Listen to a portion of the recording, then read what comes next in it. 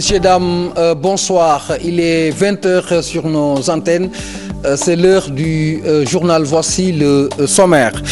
Prolongation de l'arrestation de Decroix. Des députés élèvent la voix et demandent le respect des élus du peuple. 31 parmi eux ont signé une pétition pour intéresser le président Macky Sall à la maltraitance dont sont victimes les représentants du peuple. Sitting du PDS d'hier, les répliques fusent de partout. Maître Wade n'a pas convaincu la pertinence de délocaliser le procès de son fils battu en brèche. La justice sénégalaise est à même de juger tous les Sénégalais mieux. Maître Yerim Thiam rajoute que le président Wade avait la possibilité de supprimer la CREI qu'il récuse aujourd'hui. Et puis les démons de la rupture de 2006 entre l'État du Sénégal et Amman refont surface. Les ex-travailleurs ont ressuscité les 3 milliards de francs CFA d'indemnité que l'État leur doit. Ils l'ont vivement rappelé au détour d'une marche ce jeudi.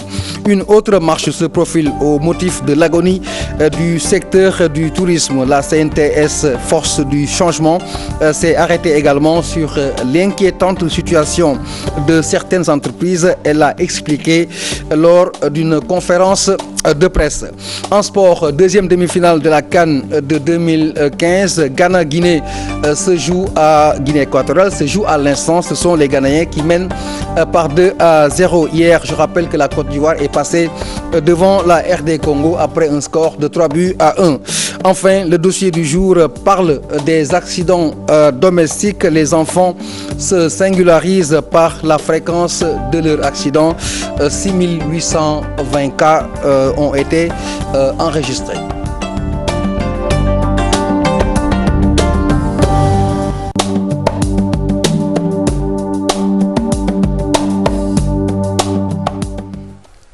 Bonsoir et merci de nous choisir. 31 députés de l'Assemblée nationale ont signé une pétition. C'est pour que l'État prenne en charge la situation, la maltraitance dont sont victimes ces députés. L'exemple de Mamadou Diop Decroix Brandy. Reportage Amadou Aminata Mbaressaw. Ces images de l'arrestation du député Mamadou Diop Decroix, un fait qui fâche. Certains de ses collaborateurs parlementaires ont même rédigé une pétition pour montrer leur désaccord. Nous sommes 31 députés à avoir signé une déclaration pour le respect de nos institutions et ont constaté que Mamadou Diop Decroix, notre collègue député, avait été arrêté le 30 janvier, puis traîné, humilié au commissariat du Plateau. Finalement, il a été transféré à l'hôpital principal le dimanche, à la suite de plusieurs actes de cette nature. Cheikh Tidiane Ndiaye, le député de Mboro, a été agressé physiquement par un serviteur de l'État. Madame Awa Mbodj également a été agressée verbalement à l'Assemblée nationale. Il y a également d'autres députés. Omar Sarr avait été une fois également agressé par un serviteur de l'État. Nous-mêmes, nous avons été humiliés, insultés par le directeur général du port, injuriés. Et donc tout cela montre qu'il est temps d'arrêter cette dérive. Mamadou Lamine Diallo, un des signataires de la pétition.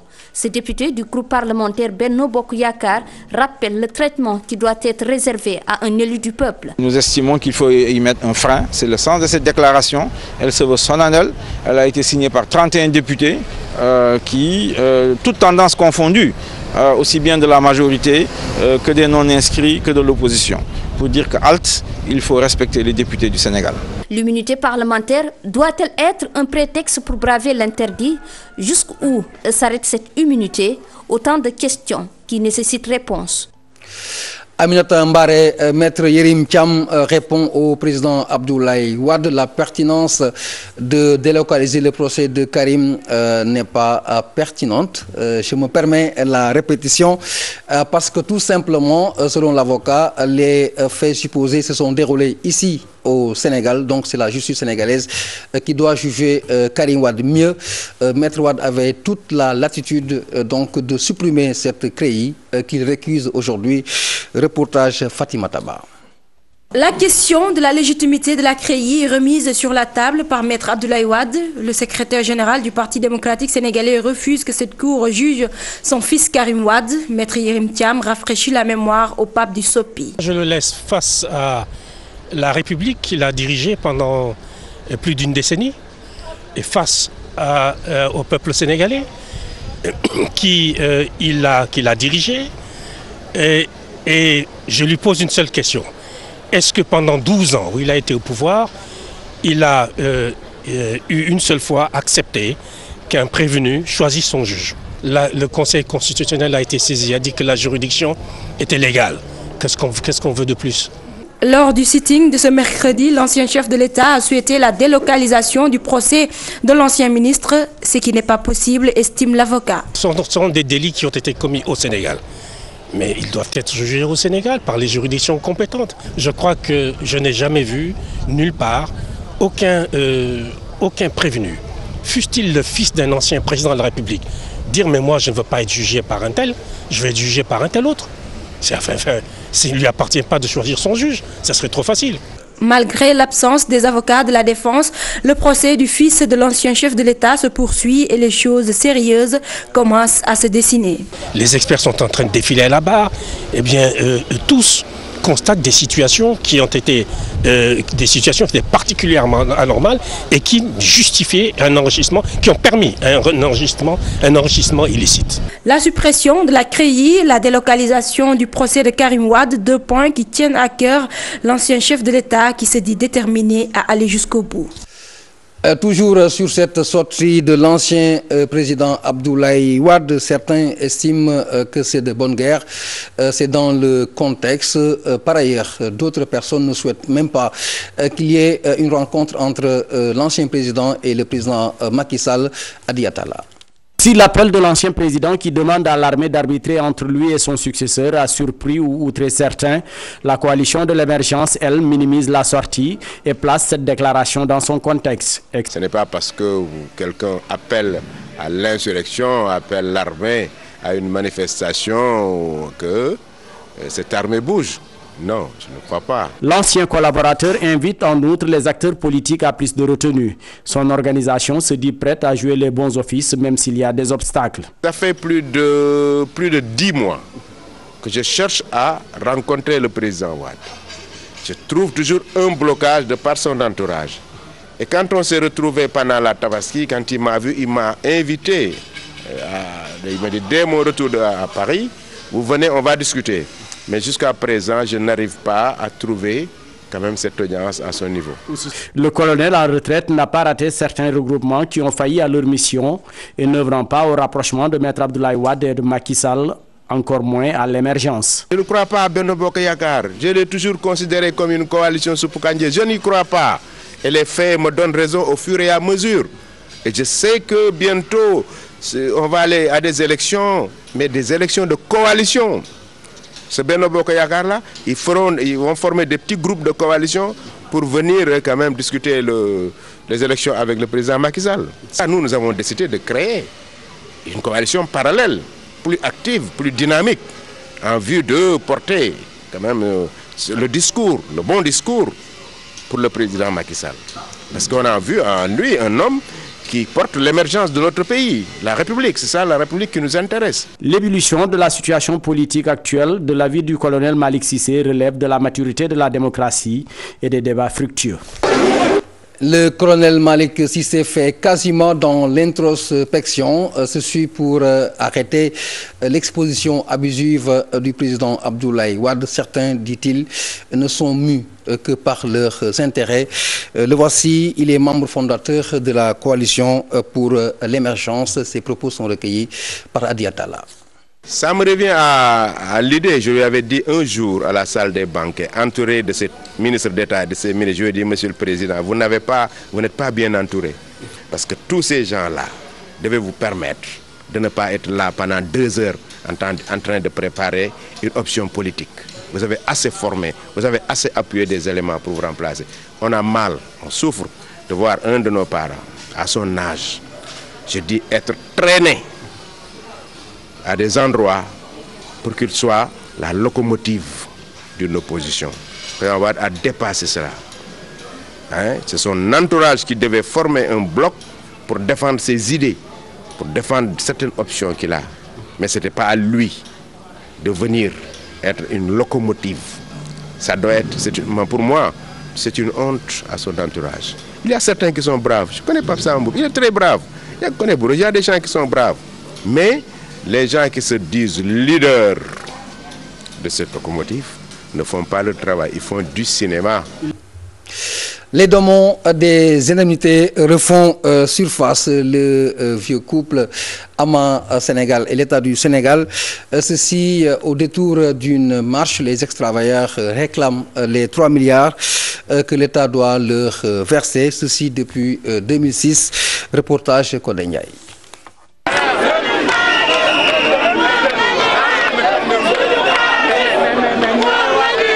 Un seul mot d'ordre pour ces ex-travailleurs de Ama Sénégal, percevoir leur dû. Ces travailleurs réclament la somme de 3 milliards de francs CFA à l'État du Sénégal en guise d'indemnité après une rupture de contrat en 2006. L'État du Sénégal avait rompu unilatéralement son contrat avec Ama du Sénégal. Depuis 2006, ce dossier traîne. Ce que nous demandons, c'est de rentrer dans les plus brefs délais dans nos sous. Ça tourne autour de 3 milliards. Qui ne représente pas grand-chose par rapport au budget du Sénégal. Ces ex-travailleurs sollicitent l'intervention du chef de l'État, Macky Sall, pour entrer dans leurs fonds. La loi rectificative des finances a été votée récemment à l'Assemblée nationale. Et ce dossier du nettoiement est pris en compte sur instruction de Monsieur le Président de la République. Mais des personnes tapées dans l'ombre veulent opérer un détournement d'objectifs contrairement à la vision de Monsieur le Président de la République. C'est pourquoi nous avons jugé nécessaire de sortir dans la rue pour alerter Monsieur le Président. Ce que nous savons, nous, c'est que dès que le Président sera informé de cette situation sera réglée au plus vite. Le secrétaire général de la CNTS-FC, à son tour, interpelle le Président de la République à satisfaire cette demande conformément à sa politique sociale. Le Président a débloqué pas mal de dossiers sociaux. Aujourd'hui, le dossier du nettoiement, en général, ceux de Ama Sénégal et des ex-travailleurs de la SIAS constituent des dossiers socialement lourds. Donc, ce genre de dossiers, je pense que l'État gagnerait à les solder. Le porte-parole accuse des personnes tapées dans l'ombre de retarder leur paiement. Toutefois, il n'a pas voulu révéler l'identité de ces dernières. Le tourisme sénégalais va mal, un peu trop mal, au point d'attirer l'attention de la CNTS-FC. La Confédération nationale des travailleurs du Sénégal s'inquiète de sa situation, mais aussi de certaines entreprises sénégalaises. La Confédération a tenu une conférence de presse dans laquelle elle a affirmé son intention d'aller en grève au risque même, justement, d'arrêter le travail. Reportage Fatou Bintou Conté. Plusieurs entreprises en difficulté, d'autres devant être relancées, des centaines d'emplois perdus. La CNTS-FC, Confédération nationale des travailleurs du Sénégal, force du changement, a fait un diagnostic sans complaisance de la situation des entreprises et des travailleurs au Sénégal. Nous pensons qu'au niveau du secteur énergétique, il y a bien des choses à faire.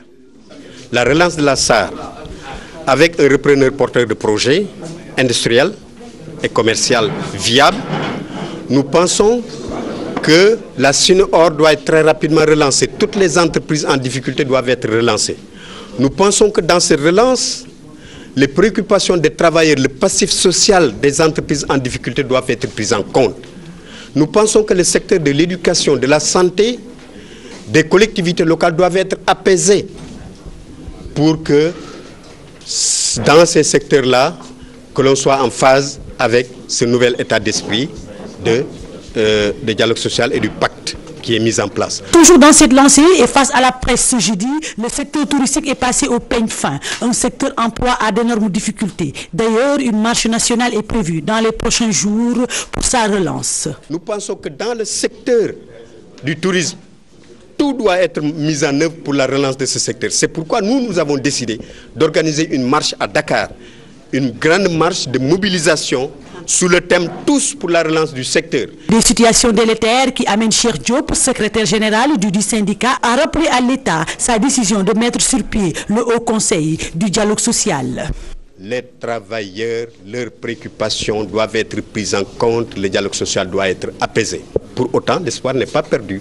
Le Haut Conseil du dialogue social est en train d'être mis en place. La CNTS-FC lance aussi un appel à l'ensemble des travailleurs à être vigilants sur la généralisation de la retraite à 60 ans. Fatou Bintou Conté, nous restons dans ce sillage des revendications pour aller à l'agence de presse sénégalaise où les journalistes ont coupé purement et simplement les robinets.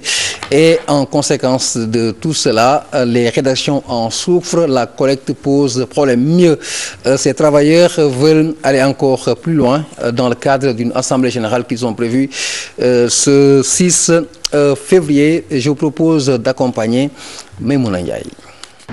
À l'entrée, c'est un silence de cathédrale.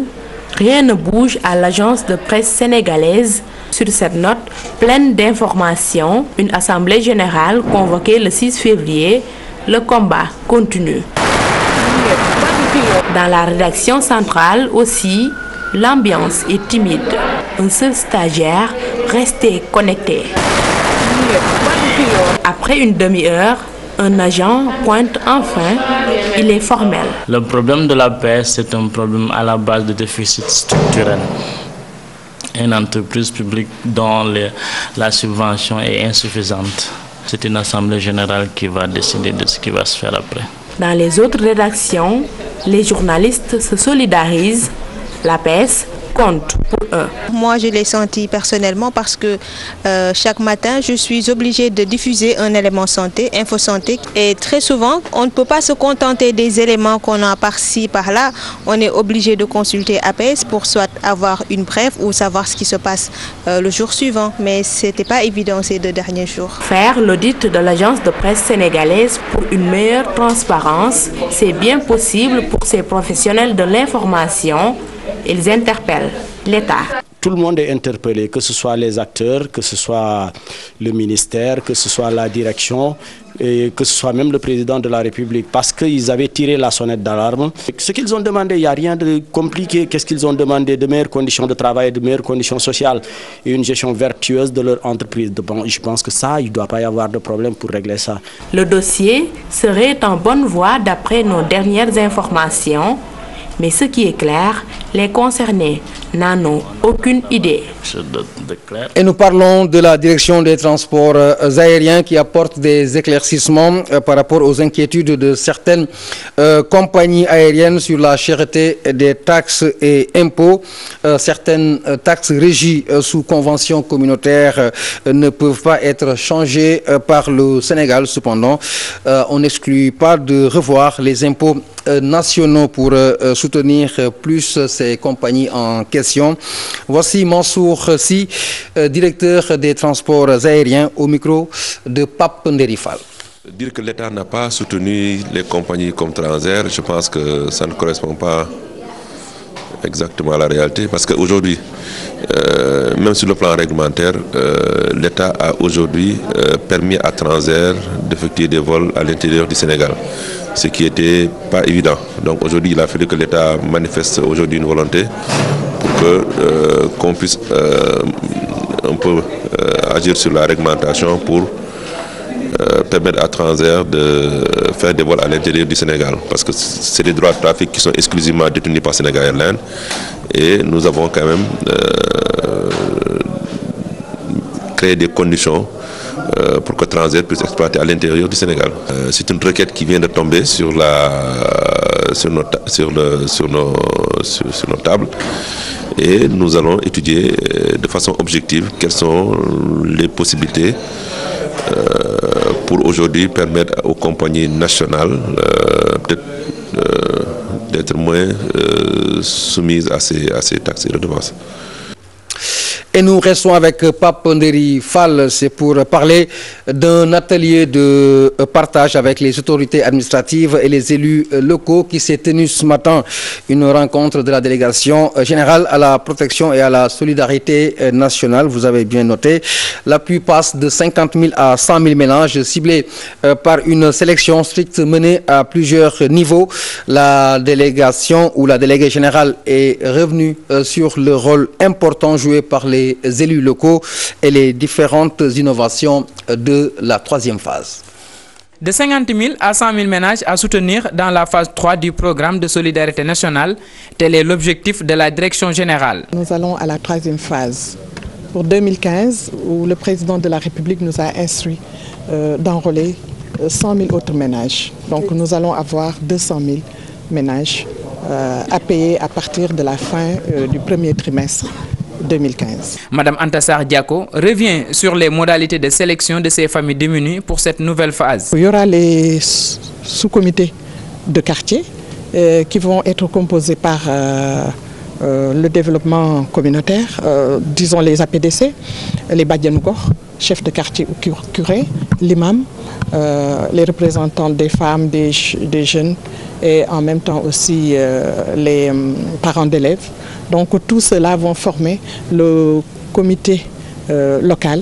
Ils vont nous donner la liste des prix identifiés. Et c'est à partir de là que l'ANSD va venir faire les enquêtes auprès de ses bénéficiaires. La déléguée générale salue le travail des élus locaux et revient sur l'importance de cet accord. Déjà, ils mènent toujours des actes de protection sociale, de solidarité envers ces couches démunies. Et aujourd'hui, nous trouvons très opportun d'impliquer impérativement ces élus locaux et l'administration territoriale dans la mise en œuvre, le suivi et l'accompagnement de ces bénéficiaires. Un atelier de partage avec les autorités administratives et les élus locaux, occasion pour la délégation générale à la solidarité nationale de revenir sur le rôle des collectivités locales et les innovations dans les attributions d'aide aux familles pauvres du Sénégal. Et la note sportive avant de boucler, vous le savez, on joue à l'instant la deuxième demi-finale de cette Coupe d'Afrique des Nations à l'avantage des Ghanéens qui mènent par 2-0 devant la Guinée équatoriale. On en est à la deuxième mi-temps. À rappeler que la Côte d'Ivoire attend le vainqueur de cette confrontation pour savoir qui sera son adversaire pour la finale de cette 30e édition de Coupe d'Afrique des Nations. Ce sera tout. Pour ceux qui nous ont suivis, un clin d'œil à Assou. Je vous retrouve demain pour un autre journal. Merci et excellente soirée à tous.